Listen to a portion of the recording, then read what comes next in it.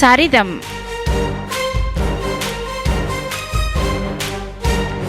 பாகம் 38.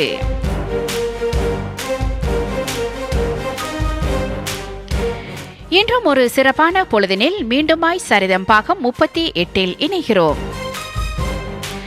அந்த வகையில் சென்ற வாரம் ஆன்மீக ஞான ஒளியை புகட்டுவதில் பெரும் பங்கு வகித்து வேதாந்த தத்துவங்களை மேற்கிந்தியா முழுவதும் பரப்பி ஏழை எளியோருக்கு சேவை செய்ய வேண்டுமென்ற உன்னத எண்ணங்கள் கொண்ட சுவாமி விவேகானந்தர் அவர்கள் பற்றி அழகாக தெரிந்து கொண்டோம்.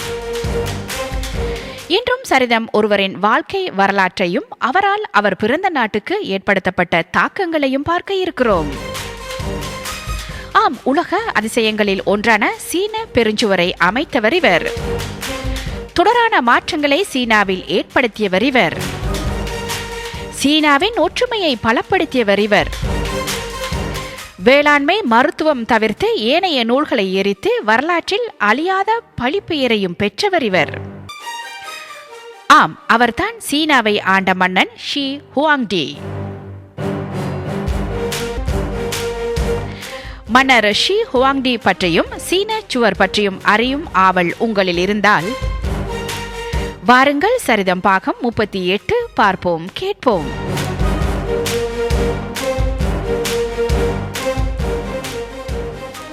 உலக அதிசயங்களில் ஒரே ஒரு அதிசயத்துக்கு மட்டும் ஒரு தனிச்சிறப்பு உண்டு. விண்ணிலிருந்து பார்த்தால் கூட அந்த அதிசயம் கண்களுக்கு தெரியும் என்பதுதான் அந்த சிறப்பு.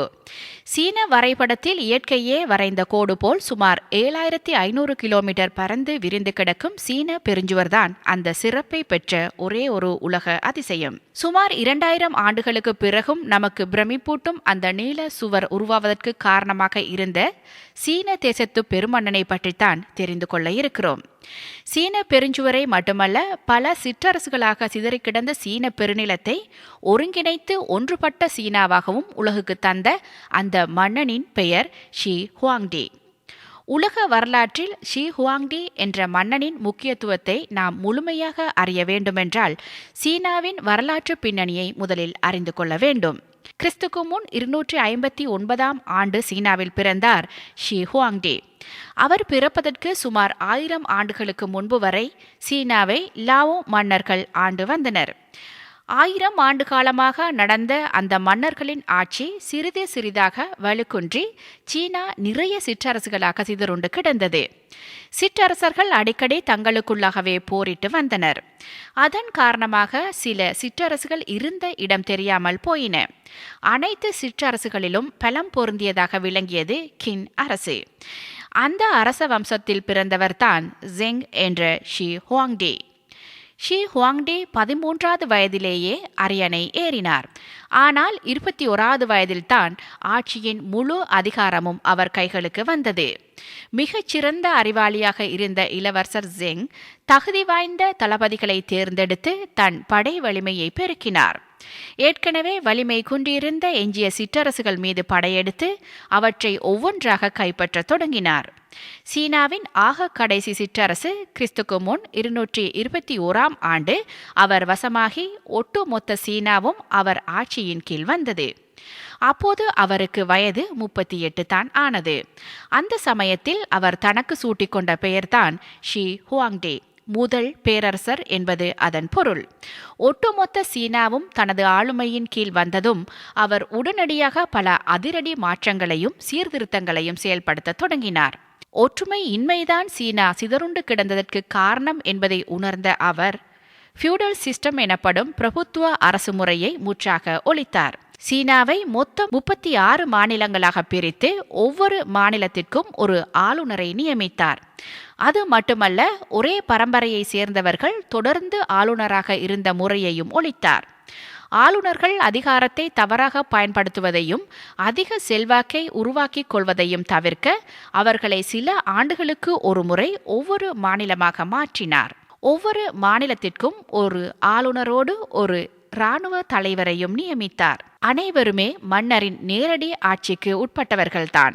அவர் அறிமுகம் செய்த அந்த மாற்றங்களால் சீனா ஒற்றுமை உணர்வோடு வலுப்பெற தொடங்கியது.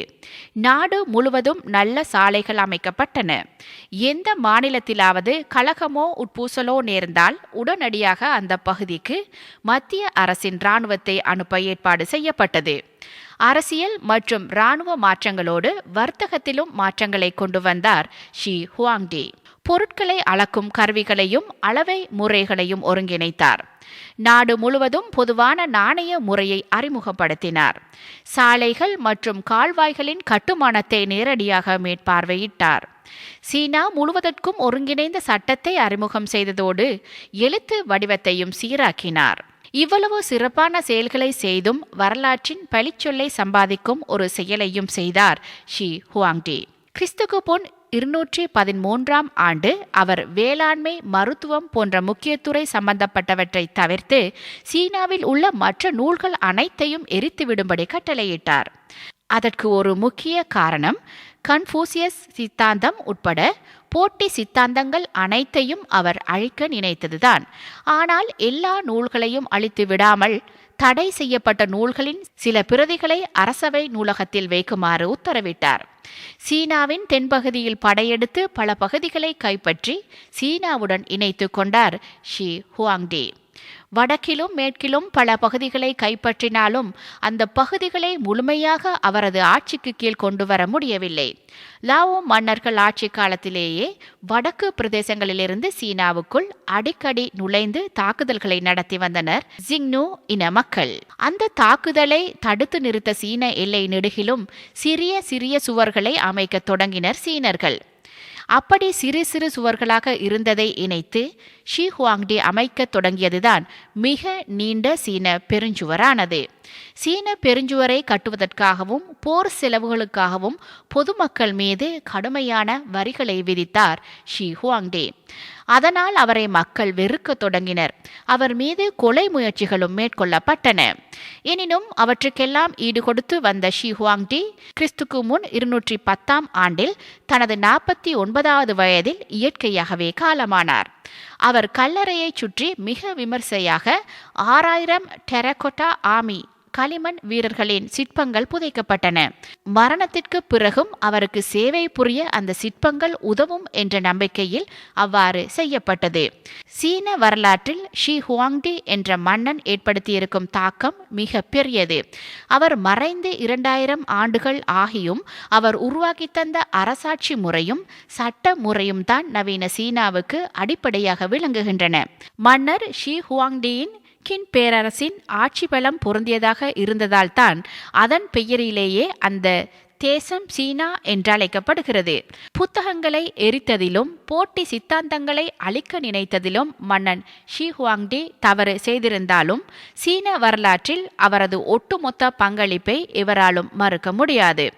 பாதுகாப்புக்காகவும் எதிரிகளை அண்டவிடாமல் தடுப்பதற்காகவும் கட்டப்படத் தொடங்கிய ஓர் உன்னத கட்டுமான அதிசயம்தான் சீன பெருஞ்சுவர். இன்றும் சீனாவின் செல்வாக்கை அது உலகுக்கு பறைசாற்றிக் கொண்டிருக்கிறது.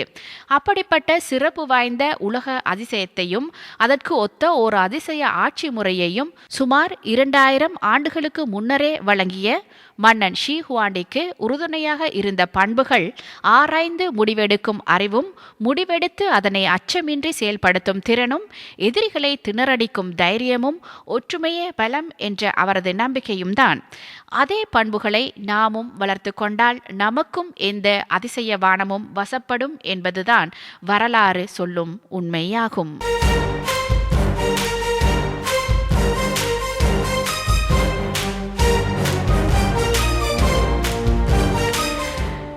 சரிதம் நிறைவு காண்கிறது.